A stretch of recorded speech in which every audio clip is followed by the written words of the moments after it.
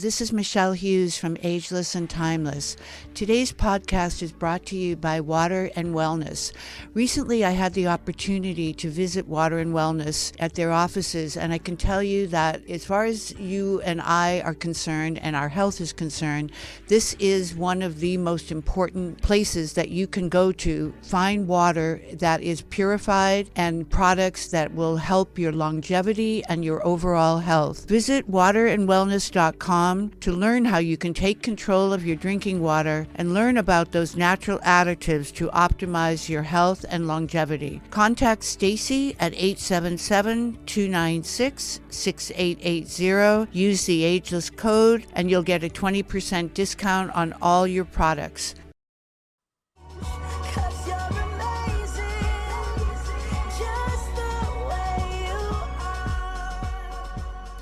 Welcome back. This is Michelle Hughes at Ageless and Timeless. Our guest today is coming to us all the way from Cyprus. He is from London, but he is traveling and has so kindly taken some time, 10 hours ahead of us here in Los Angeles. So welcome to Alex Roseman. And Alex is a award-winning life coach, and he calls himself a breakthrough coach. So, Alex, before we go too far, tell us, the viewers today and the listeners, what is a breakthrough coach? Brilliant question, and really is a pleasure to meet you, Michelle, and thank you for inviting me on. Thank you. And by the way, Alex, yeah. before you start, we love your accent. So Okay. you can do all the talking today and I'll do all the listening, because every word you say is so engaging, because we across the pond is a amazingly more literate English. So talk on. I appreciate that. Now I feel like there's a lot of responsibility. There's some on me. pressure on you, I know. Yeah, just a little bit. Let's see if I can handle it. So, I really appreciate being on here. To me, a breakthrough, what got me into the work I do is the enjoyment of having breakthroughs for myself. And a breakthrough is seeing something I wasn't able to see before. And for me, the aha moment is such a high in itself, because I know more about who I am. So I put a lot of my focus in my coaching to help clients to see their blind spots, to see more of who they are, to start to remove the mask so that there's nothing to hide behind anymore. There's no need to hide behind it. And for me to see a client get their breakthrough, to see their aha moments is, for me, really a joy to watch. So that's where I like to put my focus. So Alex, if someone has an aha moment, how do you know that they're going to be able to carry through and execute on that momentary enlightenment and awareness that you perceive as an aha, and they, of course, do as well? But how do you engage them to longevity, let's say, in their change of behavior? When you're not aware of something before, you have no choice about it. Your habits run you until you're aware of the habit running you.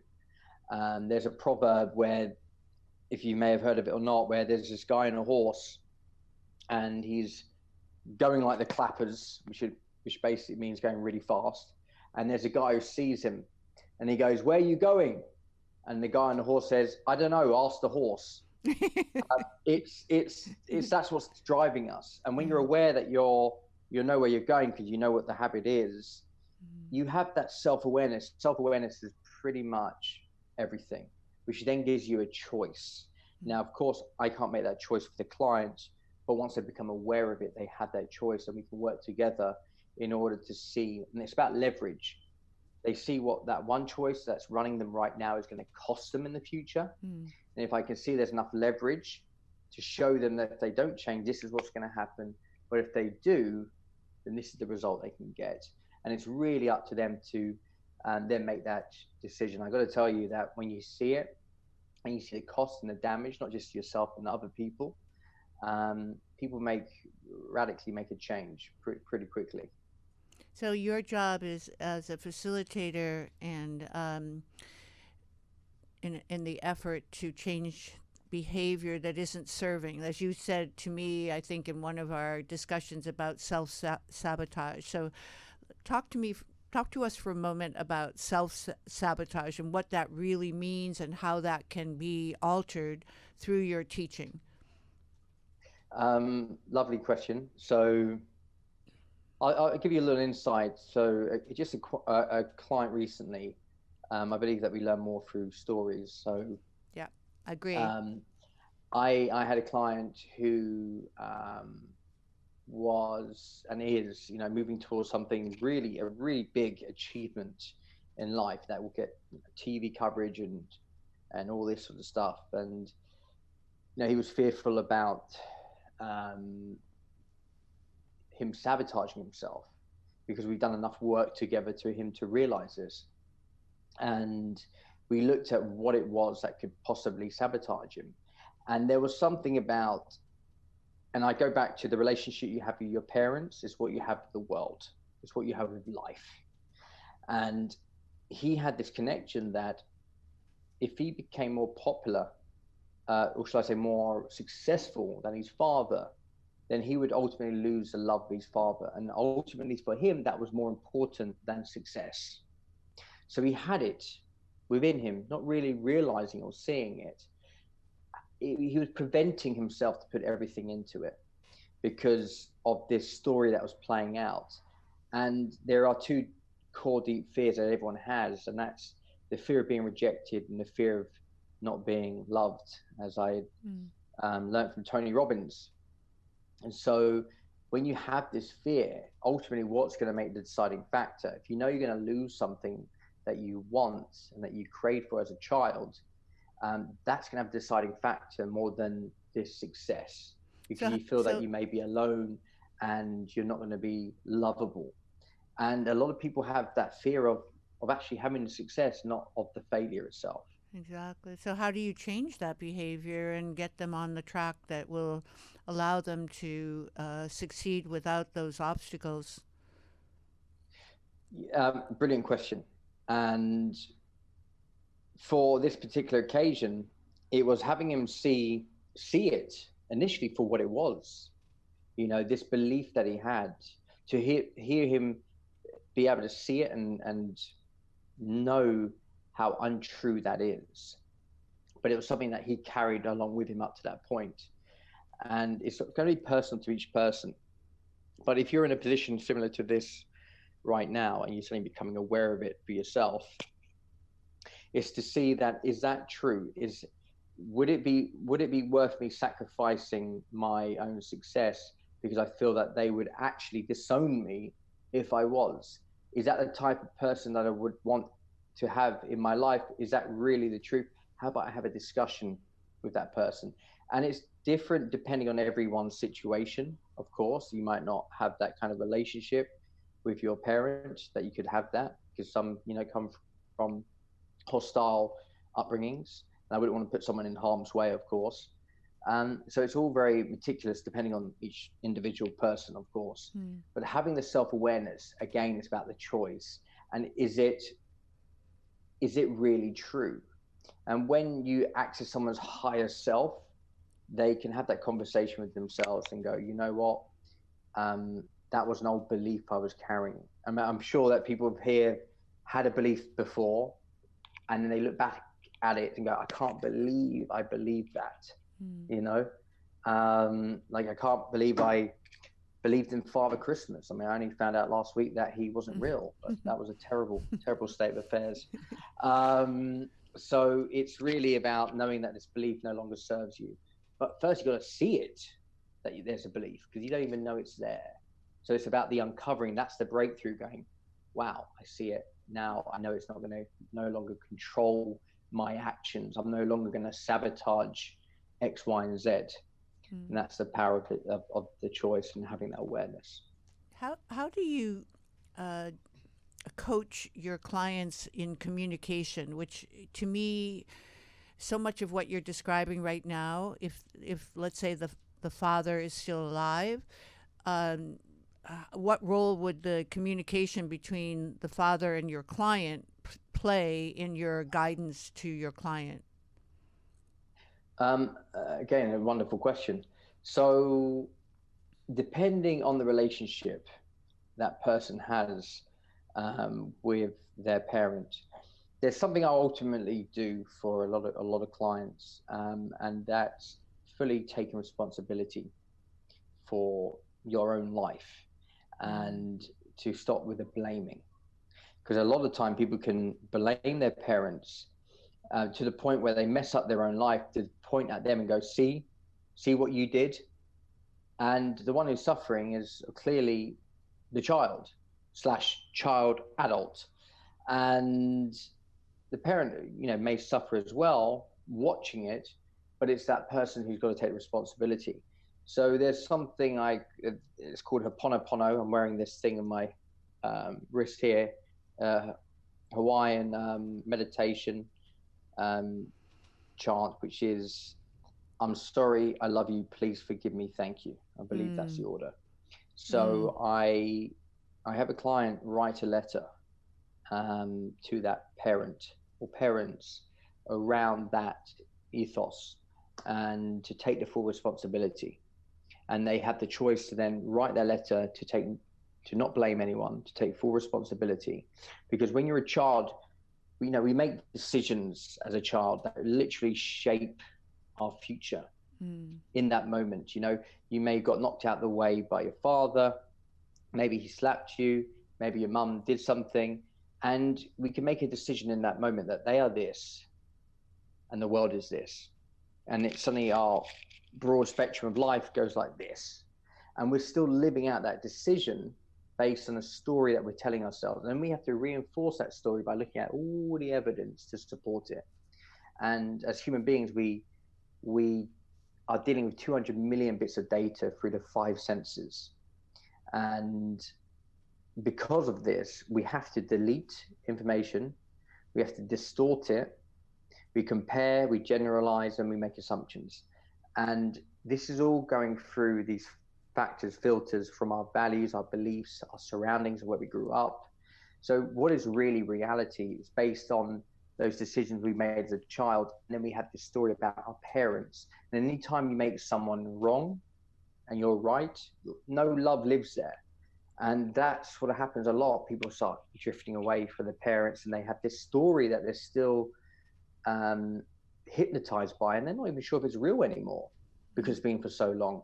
So when you break that illusion, you start taking full responsibility for your life, then the real adult can start to appear, because that inner child is starting to get the healing. And I'm doing a lot more reading about this, about shame-based children, that leads into a lot of addictions. And it's really fascinating stuff that helps answering your question. Well, it seems to me that the reading that I've done on that subject is very clear that if you're blaming another person, if you put one finger out to that other person, 3 fingers are pointing back at you. So one of the things that you need to do is remember what your role is, and blame is obviously an easier way out than accepting responsibility for your actions. So I always say, my parents did the best job they knew how. They were not perfect, but I'm not perfect except in the eyes of God. So therefore, let's move on and take the best of their teachings. Do you try to incorporate that philosophy in how you guide your clients? Oh, 100%.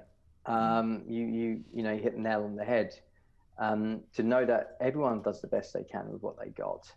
And, if anyone listening to this right now is doing the best right now with what they've got, right. What makes their parents, what makes anyone any different? When you realize that we're all similar, we're all the same in that aspect, you can start to have compassion for other people. And the thing about being a child, and the story is so prevalent, because when you're a child, you're in the care of that caregiver, everything's magnified. Your whole survival is dependent on these caregivers.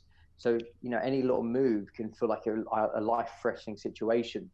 So it's a lot more magnified than it is, say, if you're an adult. It doesn't feel so life-threatening, but for the child it is. So it's just putting things in perspective. And that's what the job is, because most people are in a victim mindset, still living out, this sort of reactive, from the reptilian part of the brain, breathing, not breathing correctly based on this sort of trauma. Some have it obviously a lot worse than others of their childhood, and it's still running their lives. But when you take the responsibility, the power back, you can start to realize that the reality that you're in right now is entirely up to you. It's not your parents anymore. There's no more blame there. There's no power by blaming someone else. As Nelson Mandela said, resentment is like drinking poison expecting the other person to die. Clearly, it's ludicrous. So it's helping clients at least see that part, and then the work can really begin. Yeah. So, Alex, I know you've read The 7 Habits of Highly Effective People, Stephen Covey's classic book. I think it's sold more copies than any other business book, or at least one of the top. And he describes the early stages dependence when we're when we're in the situation that you just described, where we can't make our choices, we are children and we are dependent on our adults, our parents mostly. And then we go to independence as we get more into our mature adult stage, and then interdependence as we get to enlightenment, which means that we are integrated, like Deepak Chopra says, we are all part of each other, we coexist. And if we're interdependent, then we're using the influences of people like you and others teaching us and learning from our experiences to be an enlightened, evolved human being. So I think what you're doing is going across that spectrum with people like you've described as that one client that was self-sabotaging. Is that what you would describe? Yeah, in a nutshell, we could describe it in that way. I believe you and I, Michelle, we're people out there who want to raise the level of consciousness on this planet, and we do it with the very vehicle that we're given, and we do it the best that we possibly can. This was not what I was always doing, and I can share my life story if there is time and space for it later. But it's really about, I see it as, we have this thing inside us that, this diamond, this bright light, and that's just covered in muck, with all this gunk and all these different things throughout our childhood. And some of it might not even be ours. It may be passed on by our ancestors, it's sort of lineage. And, it's passed on from a cellular level to the next. And, we have a responsibility, if we choose to accept it or not, to start to clear it, to let our light within to start shining through, and to start to heal, and obviously have that knock-on effect in this world, by putting that sort of energy out there. This, and I'm not talking just positive energy, but just authenticity, realness and compassion and empathy and love. It's all to do with love. But with shame-based people, and I've been there myself, so I know this. We don't want to go within ourselves because it's too painful. So we look for things externally outside of ourselves, yes, which leads us to these books that we read, right? So we know how to go back into ourselves, as cliche as it sounds. But it's really dealing with the work, that when you become conscious of it, it's not an easy road to go. And there's a book called The Road Less Traveled by Scott Peck, and I recommend it. I love that book. So Such good. A brilliant book. One of my favorites. And I would just recommend anyone to read this, because most people don't want to go there. They'd rather distract themselves with everything and go to a place that means facing that part of ourselves, that gooey muckness that's just painful. And I just wanted to share one thing quickly. My past, I was an actor in my past, and there was Dustin Hoffman. I remember watching the Actors Studio, and he was being interviewed, and he said about being an actor is you have to go to that place where it's like if you sit on a radiator, radiator heater, Mm-hmm. and you sit on it and it's so hot, you jump up, like, oh, it's so hot. It's like you have to do that and grab onto it. Mm-hmm.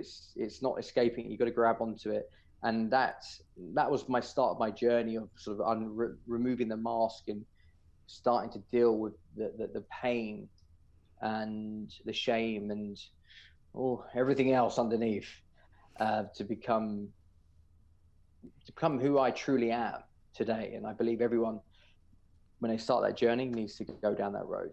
Well, Alex, one of the themes of Ageless and Timeless is exactly what you've just described. It is the journey, our life's journey. We are the introductory song is not an accident. Thank you to Bruno Mars and You Are Amazing.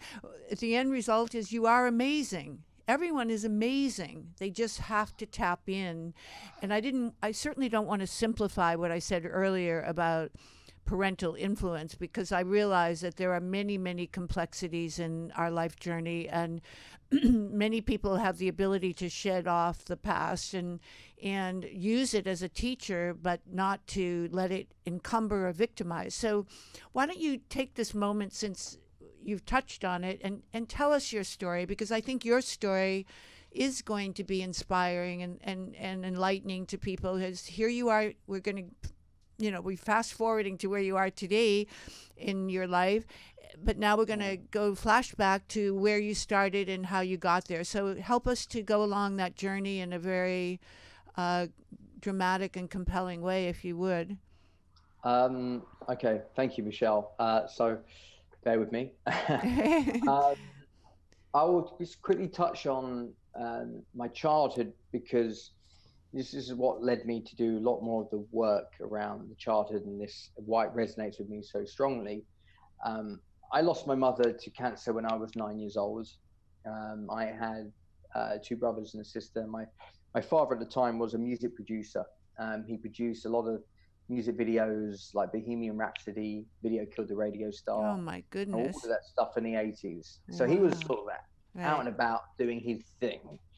And he's a character in himself, as you can imagine, if anyone, to be doing that sort of work and hanging out with the Bob Dylans and Rod Stewarts and whoever it might be. But that was his life. We were just kids, and we were going through a very challenging time. And we were living in the country.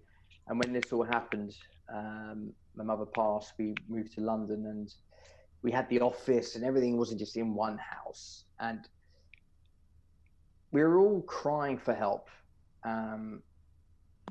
Everyone there was a lot of slamming doors, a lot of arguments, and I would stumble out the house and not wanting to get in trouble within the house, because I could observe it from my older brother and my sister of what not to do. Because obviously if I do that, I know I'm going to get into trouble. So I would do a lot of things outside, and I started, drinking at the age of 14, smoking weed and doing all that sort of stuff, and getting into trouble and just acting out, and not knowing how to deal with what I was locking further within myself, this shame, this pain, this grief. And I couldn't go into myself, so I would have to look at things outside of it. And it took me on a crazy journey, multiple different jobs, volunteering in Africa, to becoming a chef, running nightclubs, working for a music label, and ultimately leaving my IT recruitment job to become an actor, as you do. And it was the start of realizing that there was something that I needed to embrace. I didn't know what it was. I didn't know much about personal development or self-development in my 20s. I heard about NLP a few times because of the sales trainings I got. But I just stayed away from it, because in my family, we were quite, from what it occurs to me, we were quite skeptical of these type of things. People self-help. I remember seeing someone on a tube in the underground in London, someone reading like a self-help book, and it was so bizarre to me. Like, why would you show to people that you need help? You know.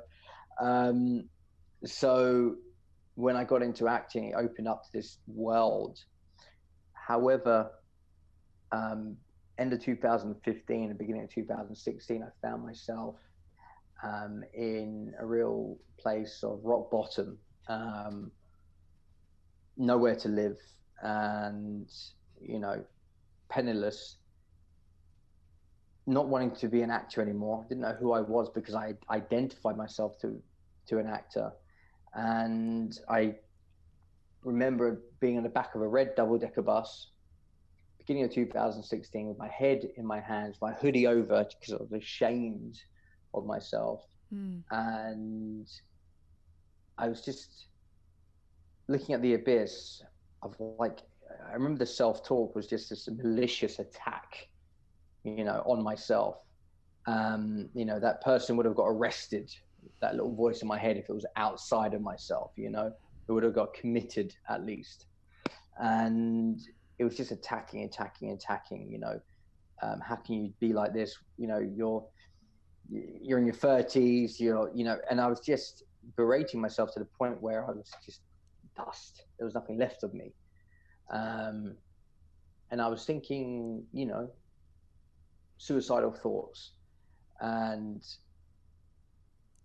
I realized around that moment that there's like a part of me that's always conscious. There's always a part, I believe, in everyone. As much as you lose it, as much as things go on, there's like a little spot of consciousness that's able to see what's going on.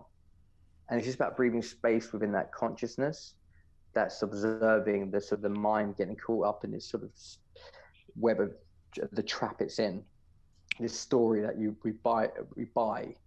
And for me, I realized that the way I am right now, the why I'm suffering is I'm not giving value to people. And the way I need to give value to people is becoming valuable myself. I need to take care of myself so I can take care of others. And could you stop there just one moment? Yeah. That is an amazing statement. And I think you need to say it again because it is so important to what we're talking about and how we create change in our behavior. So could you just say that one more time, Alex? Yeah, of course. The point of consciousness. Yeah. Right. So when I was in this place of despair, my mind was let loose and attacking me, picking up any object it possibly could and berating me. The more I believed I was worthless, the more I believed I wasn't enough, the more I believed that, the world would be better off without me. And there was that little point of consciousness that maybe you can call it love, that's a little spark that's always there. But it's by breathing space into it that I realized that web of talk was a web of talk of lies to keep me from that special part of me that I know is bigger than those thoughts, those problems. And because of it, I realized that it was about offering value. How can I become more valuable to myself in order to be valuable to others? So I have to take care of myself, and I have to treat myself kindly. I have to treat myself with love. Have you noticed where people you may meet who are maybe cruel to you because they're cruel to themselves, and they're usually a lot worse. And when I was in that state of mind, I was good to no one. So I then, in the space of a few months, saw Tony Robbins. I was doing a lot of reading at this point. I was reading like I was reading for my life depended on it. I was reading the Neuro-Linguistic Programming for Dummies. I was doing all sorts of things. Watching the videos, doing online courses. I went to Unleash the Power Within, and I thought, where can I go that has a bucket load of personal development? And I joined a company called Success Resources, and they're the world's largest seminar promoting company.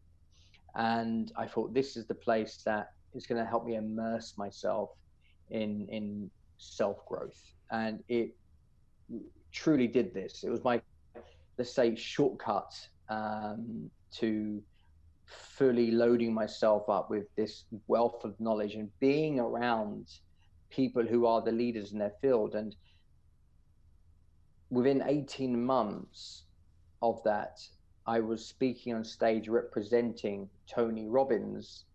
If anyone doesn't know who he is, he's one of the leading faces in self-development.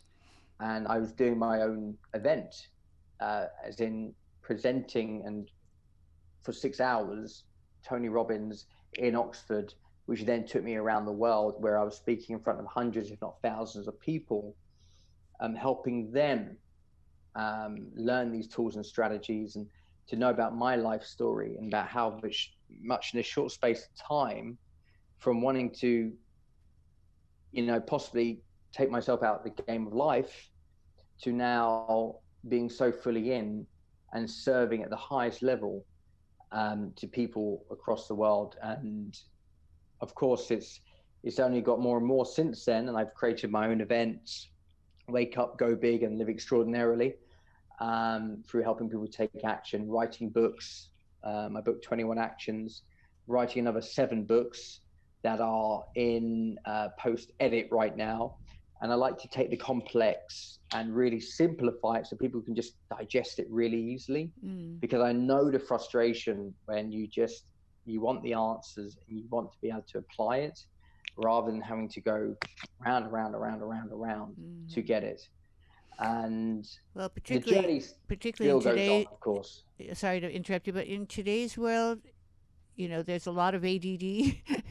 And so I think if you can simplify or distill what your teachings are and make them direct and simple to understand. So tell us about 21 Actions and how your book is helping us will help people to effect change.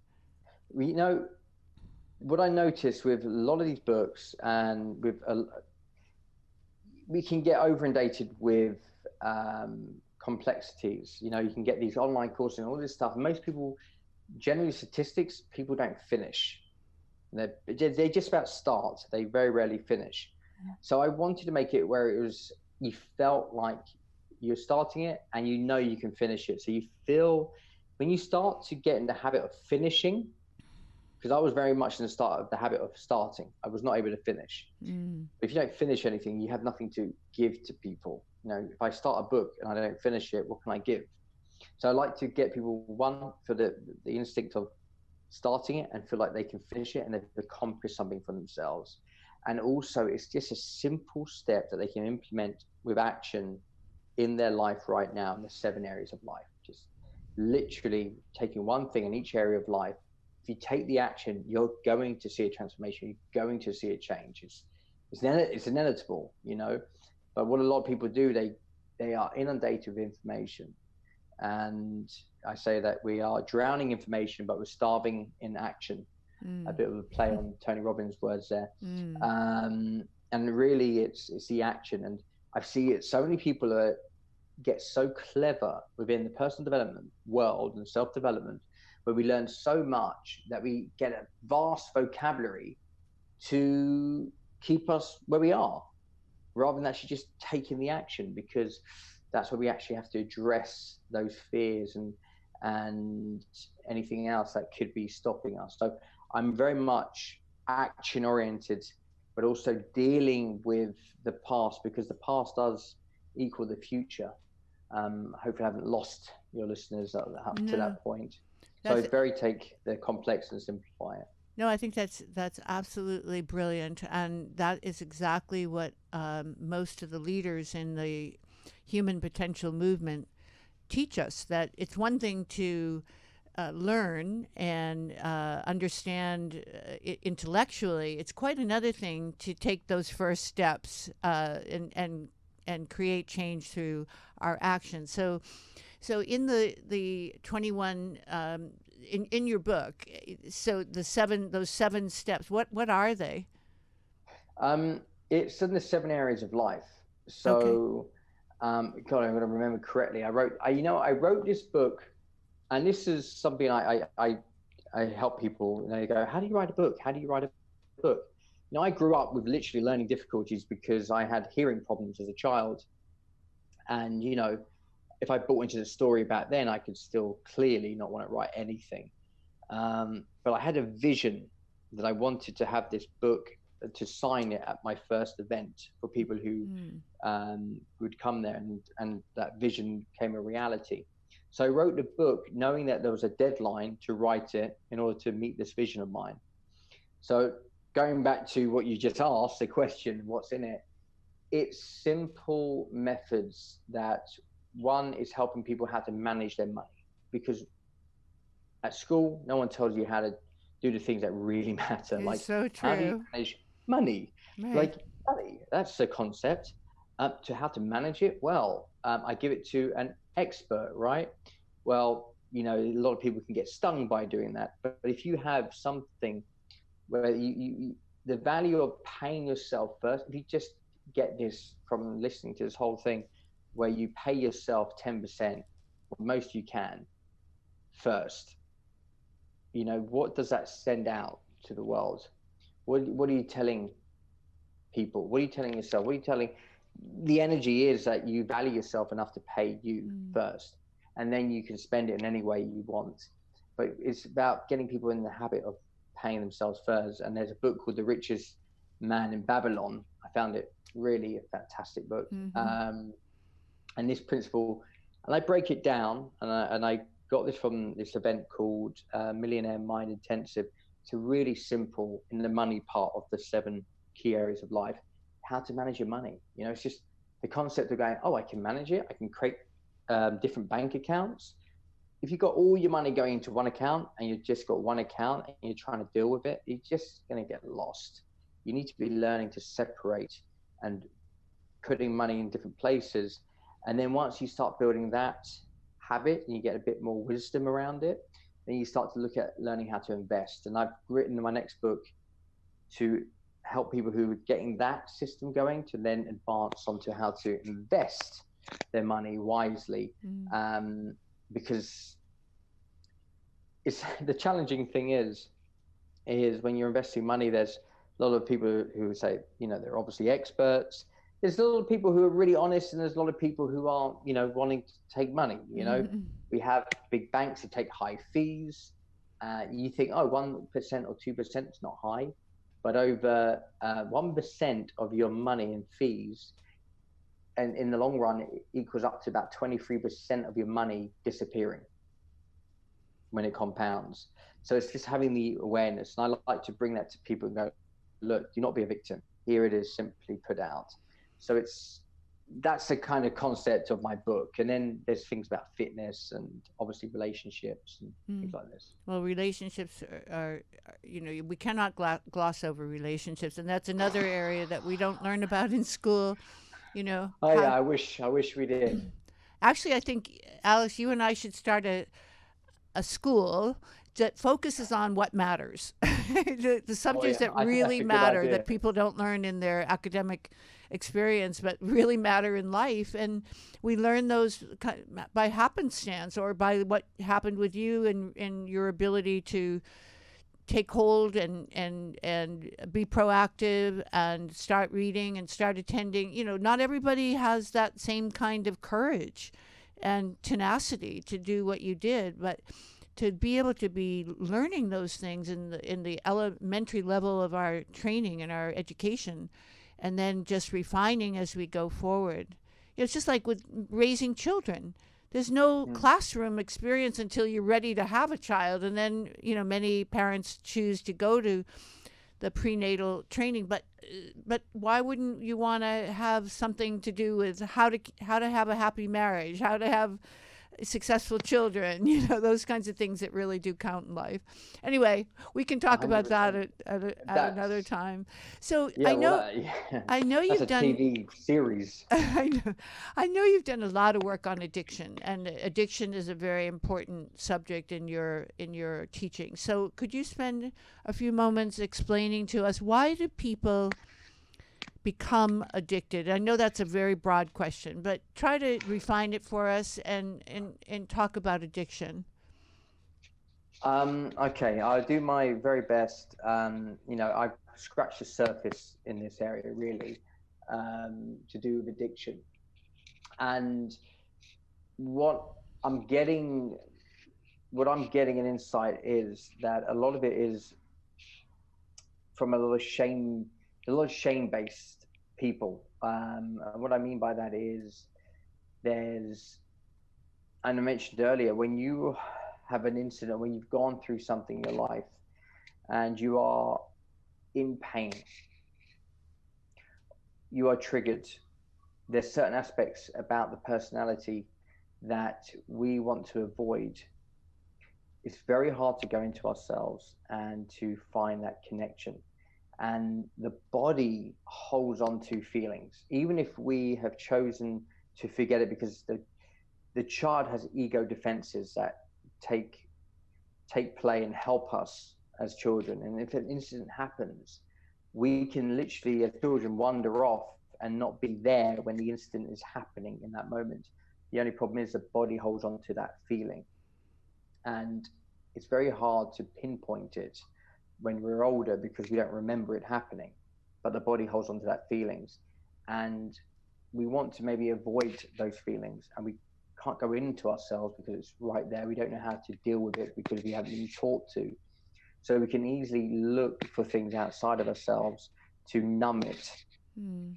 And when you numb it, you find that it helps. And yeah, there's people who obviously self-harm. They want to have a different feeling. That release of pain is a release from that feeling that they're getting invoked within themselves, and they can't quite comprehend it. And that can be addiction, self-mutilating. It could be from food, where you just want to feel so full up, you want to feel comfortable. And there's obviously drugs, and there's alcohol, and there's sex, and there's pretty much you can be addicted to pretty much anything. And addiction, there's usually one main addiction, and I'm learning a lot of this from Viola, who we've spoken about.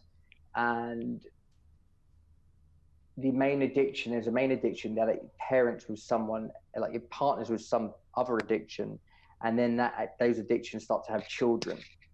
So you'll see that there's a few of them, right? Someone could be an alcoholic, they drink, that leads them to then, becoming a sex addict, and they take drugs. It's sort of, it comes along. It's a spiral. It spirals, and if you don't seek help and you think it's just going to get better, what happens?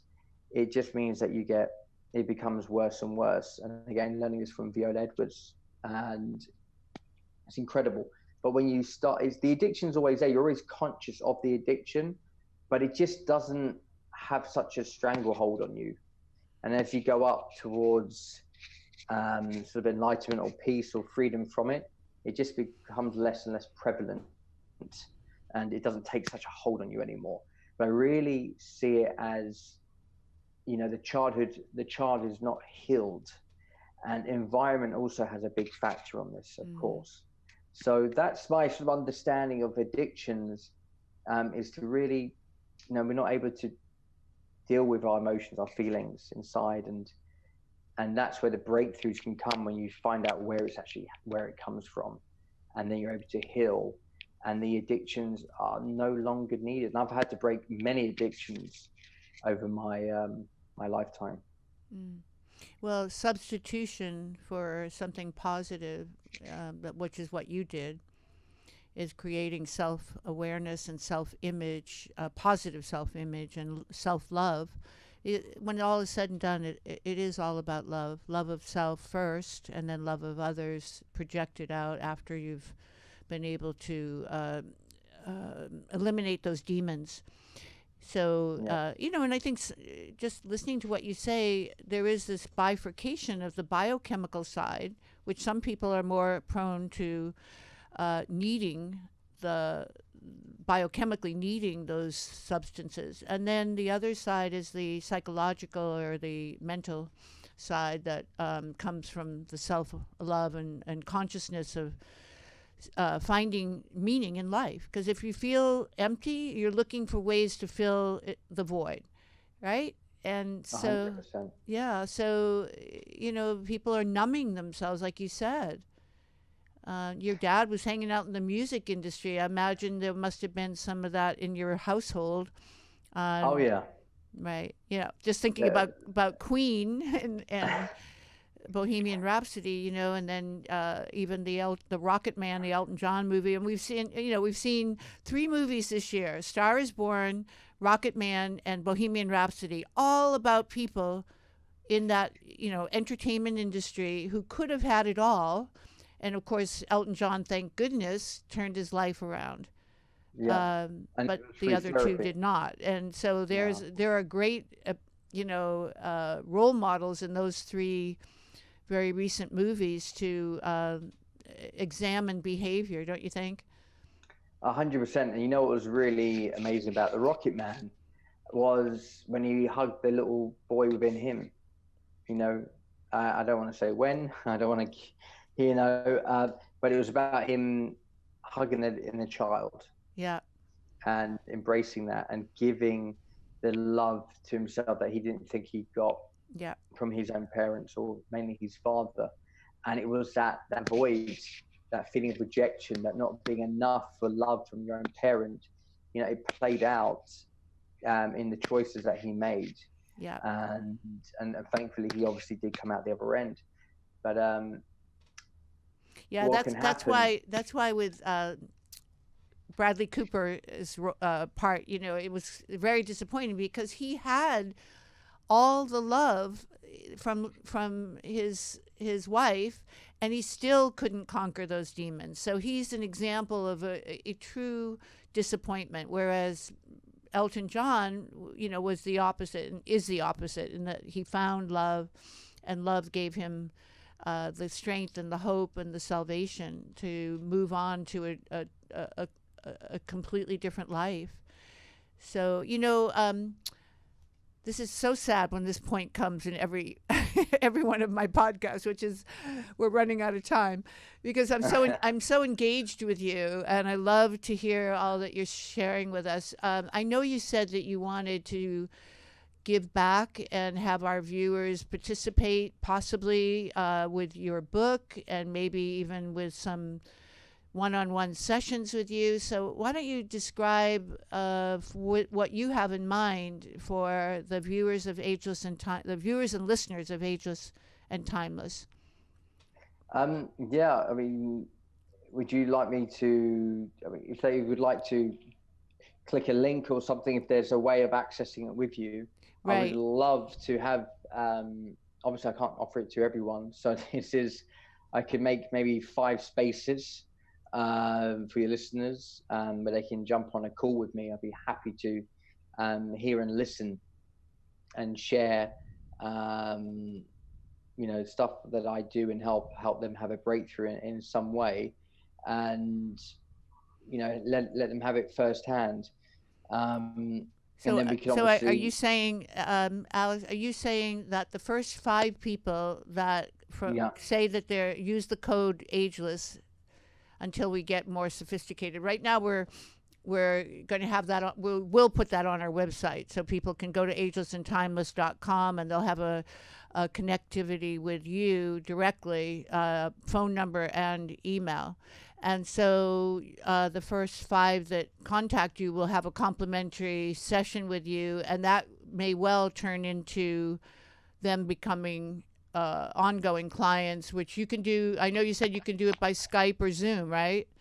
yeah. I mean, I'm in a little place in Cyprus here, very warm, and all my clients are international. So a Ah, lot of the work is Zoom. I love it because I love doing Zoom more than face to face most of the time, unless a client really wants it and needs it. I do VIP sessions where I literally go to them or they come to me. And I got right. to And say, I I'm in a know very that's a beautiful one day. location. The So VIP is a one day session. yeah, yeah. So we sit down and we uncover and go into everything. And what And if they want to continue after that one day because they can't be without you? well, there's something about I'm listening to codependency at the moment. So making sure that clients go through cycles with me, so that we avoid that as well. Of course, I have clients who have a day and then they want to continue on, and usually in 3-month cycles. So if that is the case and someone wants to do that, of course, depending on my availability, and if I can do that, then I'm happy to work with said client, of course. It really depends on the timing, the person, the situation, and many different factors. Okay. But once we jump on a call, we can certainly find out. And if what I've said resonates with someone and they really want to really uncover who they truly are and get a sense of joy and fulfillment by knowing who they are, that they're actually making decisions based on who they are, not the story they've been telling themselves and what they think they should be doing.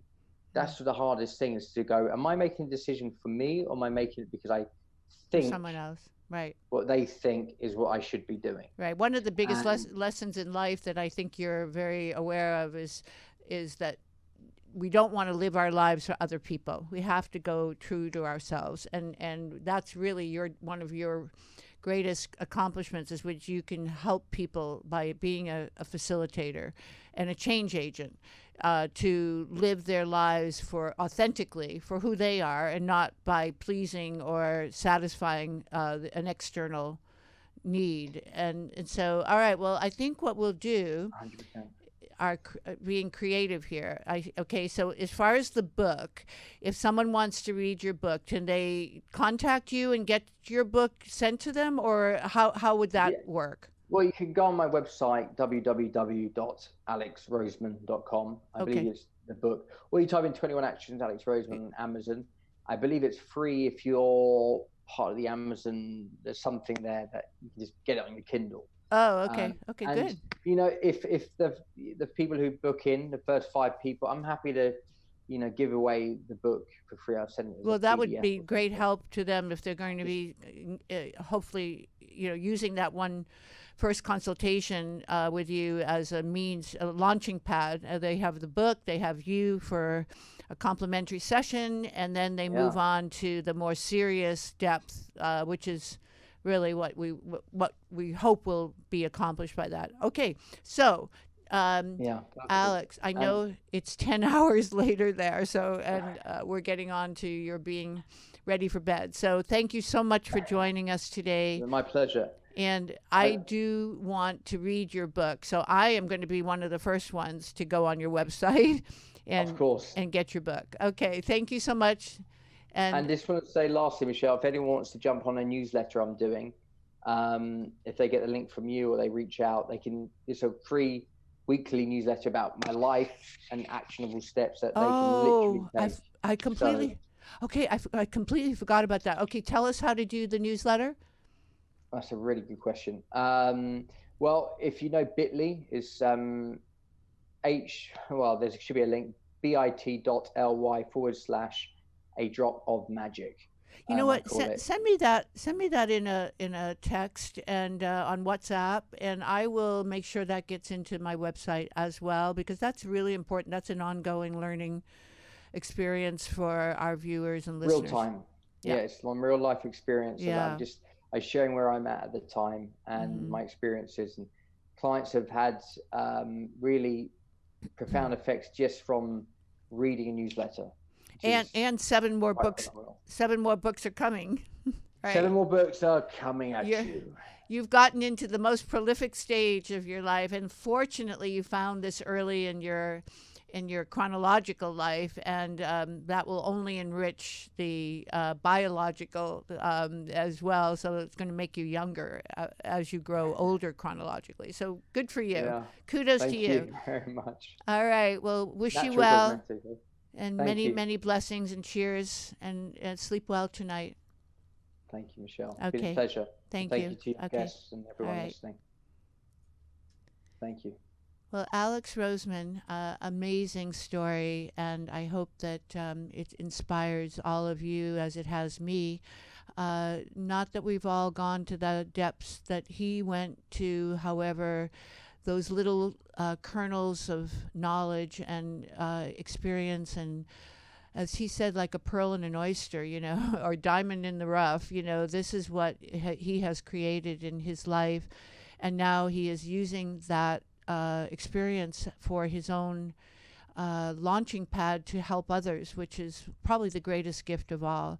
So we thank Alex for joining us today, and we do encourage anyone who is seeking answers to contact him at the information that will be on my website. So have a beautiful day, and thank you so much. This is Michelle Hughes from Ageless and Timeless saying goodbye. 'Cause you're